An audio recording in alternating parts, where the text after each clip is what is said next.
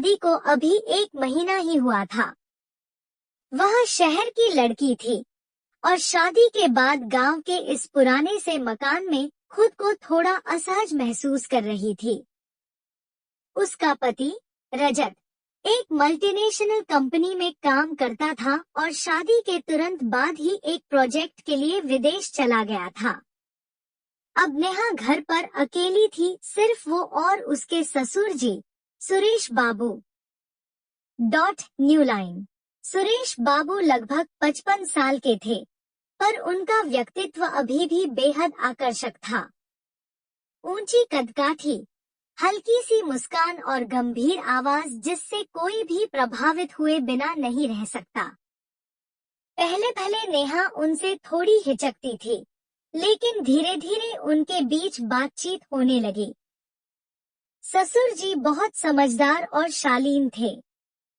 वो नेहा की हर जरूरत का ख्याल रखते थे, चाहे वो सुबह की चाय हो या रात को अकेलापन दूर करने की कोई बात। एक शाम बारिश हो रही थी। बिजली चली गई थी। नेहा डर के मारे कमरे से बाहर आई। सुरेश बाबू बैठक में बैठकर किताब पढ़ रहे थे। बिजली कब आएगी ससुर जी? नेहा ने पूछा। पता नहीं, लेकिन डरने की जरूरत नहीं है, मैं हूं ना। चलो मोमबत्तियां जला देते हैं। New line. उस रात उन्होंने मोमबत्ती की रोशनी में काफी बातें की। सुरेश बाबू ने अपने जीवन के किस्से सुनाए, कैसे उन्होंने अकेले ही अपने बेटे को बड़ा किया, कैसे पत्नी के जाने के बाद उनका जीवन बदल गया। नेहा की आंखें नम हो गईं। उसने सुरेश बाबू का हाथ थामा और कहा, आप बहुत अच्छे इंसान हैं ससुर जी। New line. उस स्पर्श में कुछ था, एक गर्माहट, एक अपनापन और कुछ अनकहा। New line. दिन बीतते गए।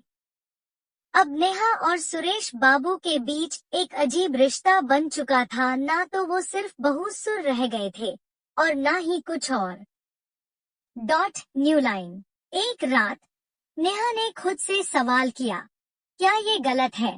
लेकिन फिर उसके मन में सुरेश बाबू की मुस्कान, उनकी देखभाल, उनका साथ, सब घूम गया। वो अकेलापन जो उसने शादी के बाद महसूस किया, वो सब सुरेश बाबू ने भर दिया था। New line. एक दिन जब रजत का फोन आया, उसने कहा, पापा का ध्यान रखना नेहा। New line. नेहा के मन में हलचल सी मच गई। क्या वो सच में उनका ख्याल रख रही थी या कुछ और? New line. एक शाम जब नेहा बालकनी में खड़ी थी, सुरेश बाबू ने उसे देखा। चांद की रोशनी में वो बेहद खूबसूरत लग रही थी। उन्होंने पास जाकर कहा, बहुत सुंदर लग रही हो नेहा। New line. नेहा ने आंखें नीची कर ली। कभी कभी सोचता हूँ, सुरेश बाबू बोले, अगर मैं तुम्हारे उम्र का होता। नेहा ने उनकी बात काट दी। उम्र सिर्फ एक नंबर है ससुर जी। उस रात पहली बार उन्होंने एक दूसरे की आंखों में वो देखा जो अब तक छुपा हुआ था।